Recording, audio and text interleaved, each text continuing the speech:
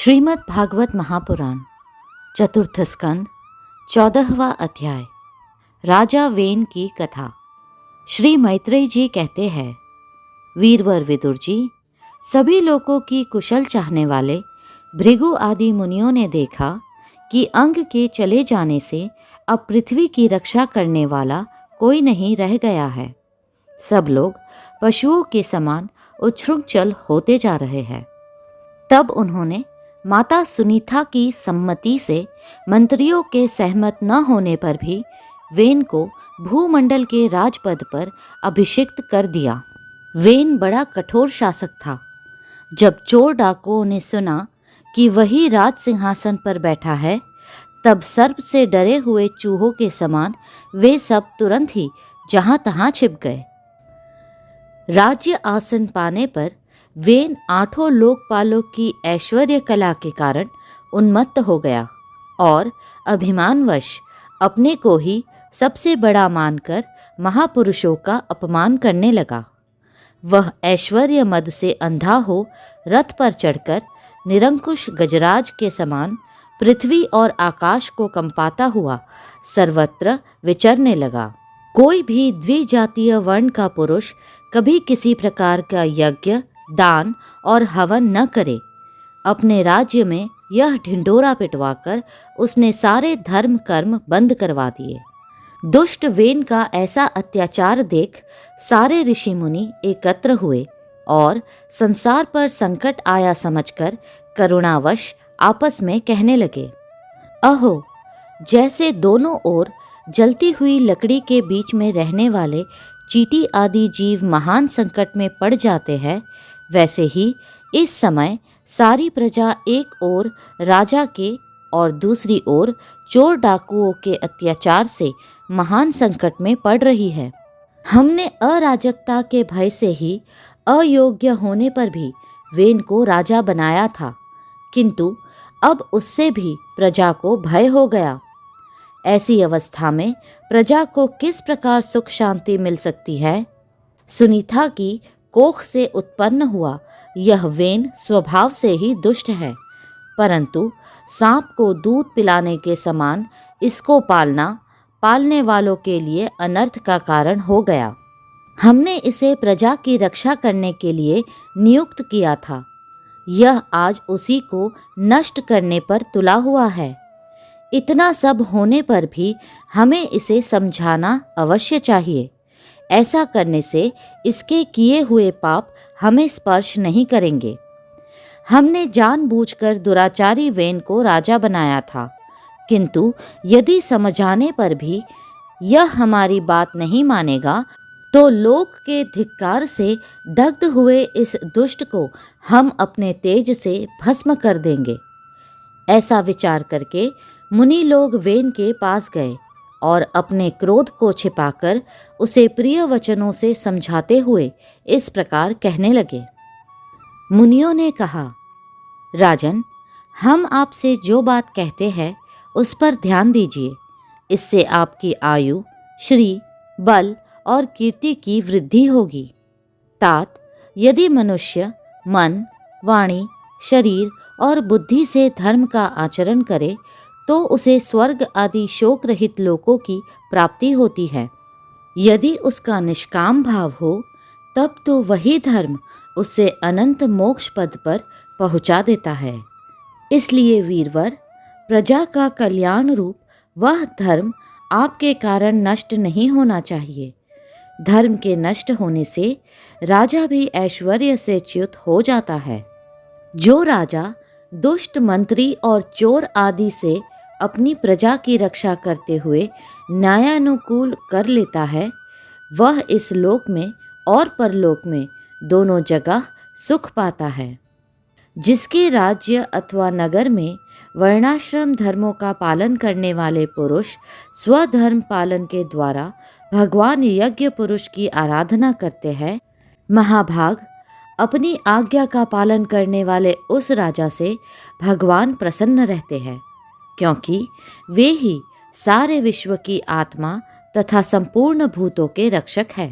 भगवान ब्रह्म आदि जगदीश्वरों के भी ईश्वर है। उनके प्रसन्न होने पर कोई भी वस्तु दुर्लभ नहीं रह जाती।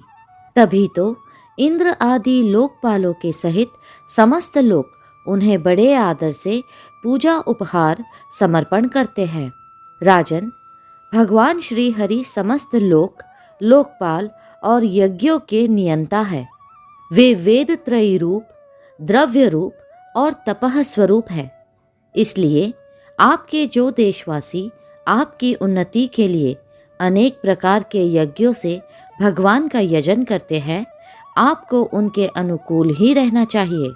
जब आपके राज्य में ब्राह्मण लोग यज्ञों का अनुष्ठान करेंगे, तब उनकी पूजा से प्रसन्न होकर भगवान के अंश स्वरूप देवता आपको मनचाहा फल देंगे।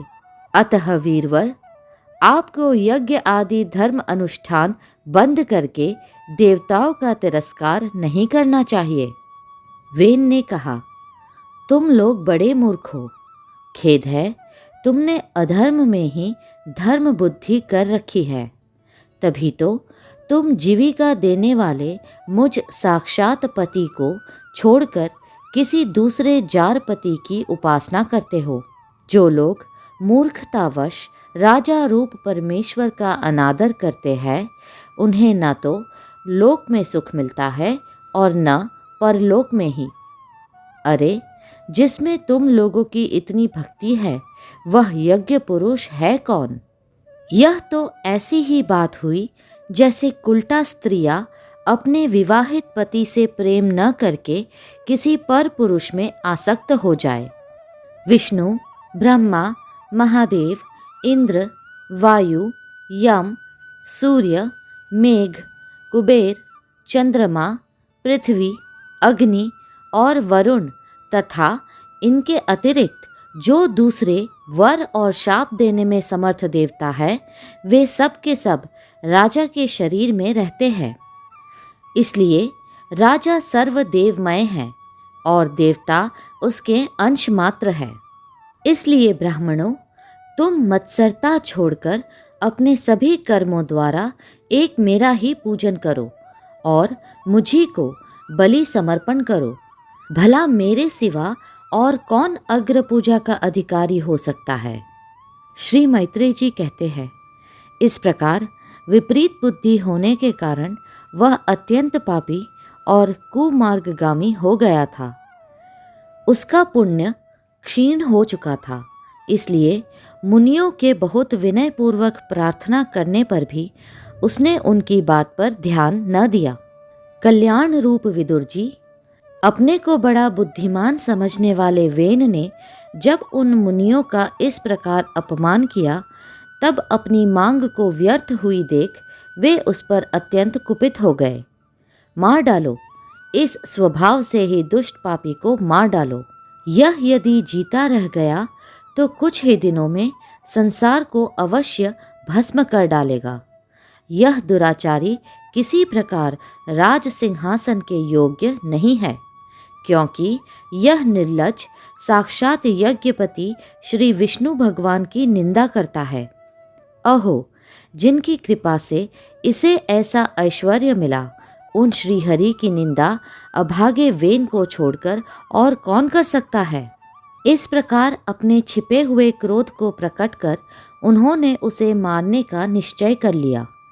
वह तो भगवान की निंदा करने के कारण पहले ही मर चुका था। इसलिए केवल हुंकारों से ही उन्होंने उसका काम तमाम कर दिया।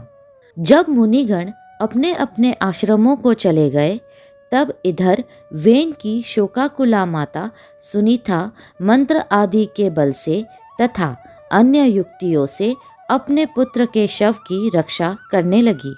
एक दिन वे मुनिगण सरस्वती के पवित्र जल में स्नान कर अग्निहोत्र से निवृत्त हो नदी के तीर पर बैठे हुए हरि चर्चा कर रहे थे।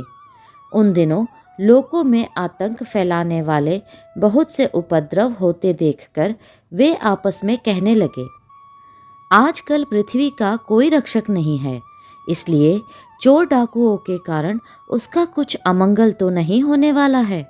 ऋषि लोग ऐसा विचार कर ही रहे थे कि उन्होंने सब दिशाओं में धावा करने वाले चोरों और डाकुओं के कारण उठी हुई बड़ी भारी धूल देखी। देखते ही वे समझ गए कि राजा वेन के मर जाने के कारण देश में अराजकता फैल गई है, राज्य शक्तिहीन हो गया है और चोर डाकू बढ़ गए हैं। यह सारा उपद्रव लोगों का धन लूटने वाले तथा एक दूसरे के खून के प्यासे लुटेरों का ही है। अपने तेज से अथवा तपोबल से लोगों को ऐसी कुप्रवृत्ति से रोकने में समर्थ होने पर भी ऐसा करने में हिंसा आदि दोष देखकर उन्होंने इसका कोई निवारण नहीं किया। फिर सोचा कि ब्राह्मण यदि समदर्शी और शांत स्वभाव भी हो तो भी दोनों की उपेक्षा करने से उसका तप उसी प्रकार नष्ट हो जाता है जैसे फूटे हुए घड़े में से जल बह जाता है।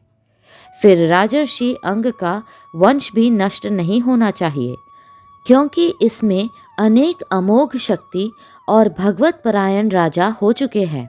ऐसा निश्चय कर उन्होंने मृत राजा की जांघ को बड़े जोर से मथा तो उसमें से एक बौना पुरुष उत्पन्न हुआ। वो कौवे के समान काला था। उसके सभी अंग और खास करके भुजाएं बहुत छोटी थी, जबड़े बहुत बड़े, टांगे छोटी, नाक चपटी, नेत्र लाल और केश तांबे के से रंग के थे। उसने बड़ी दीनता और नम्र भाव से पूछा कि मैं क्या करूं? तो ऋषियों ने कहा, निषिद्ध अर्थात बैठ जा। इसी से वह निषाद कहलाया। उसने जन्म लेते ही राजा वेन के भयंकर पापों को अपने ऊपर ले लिया, इसलिए उसके वंशधर नैषाद भी हिंसा, लूटपाट आदि पाप कर्मों में रत रहते हैं। अतः वे गांव और नगर में न टिककर वन और पर्वतों में ही निवास करते हैं। अगला अध्याय शीघ्र ही साझा होगा। कृपया करके लाइक, सब्सक्राइब और शेयर करें। हरे कृष्णा कृष्णा कृष्णा